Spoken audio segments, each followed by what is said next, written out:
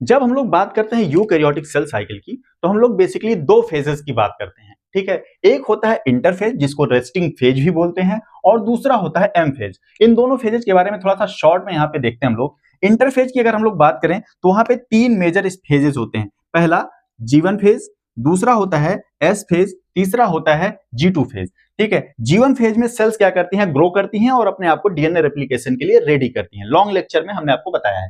ठीक है, उसके बाद जैसे ही सेल्स रेडी हो जाती हैं, ये पहुंच जाती हैं एस फेज में। एस फेज में क्या होता है, इनके क्रोमोसोम का या जेनेटिक मटेरियल का क्या होता है, रेप्लिकेशन होता है, इसलिए इसको सिंथेसिस फेज भी बोलते हैं। ठीक है, यहाँ पे डीएनए के रेप्लिकेशन के साथ साथ स्टोन्स का भी रेप्लिकेशन होता है। ठीक है, जब रेप्लिकेशन कंप्लीट हो जाता है तो सेल्स एंटर कर जाती हैं G2 फेज में। यहाँ पे फिर से सेल्स का स्टेटस चेक होता है, डीएनए रेप्लिकेशन का स्टेटस चेक होता है, सेल की ग्रोथ का स्टेटस चेक होता है, और फिर फर्दर कुछ प्रोटीन सिंथेसाइज होती हैं जो कि सेल्स को रेडी करती हैं फॉर द माइटोसिस। उसके बाद सेल्स एंटर कर जाती हैं एम फेज में, जहां पे इनके क्रोमोसोम का डिवीजन होता है और साइटोसोल का डिवीजन होता है, और दो डॉटर सेल बनकर के तैयार हो जाती हैं। और ये दोनों डॉटर सेल के दो फेज हो सकते हैं। ठीक है, पहला तो ये वापस से G1 फेज में चली जाए और फिर से डिवीजन करें, और दूसरा एक फेज और हो सकता है, ये सेल्स G0 फेज में एंटर कर जाएं, G0 फेज में एंटर कर जाएं। ठीक है, अगर ये G0 स्टेज में एंटर कर जाती हैं तो दो पॉसिबिलिटी है, या तो ये वापस G1 फेज में लौट सकती हैं, और या फिर ये परमानेंटली G0 फेज में जा सकती हैं।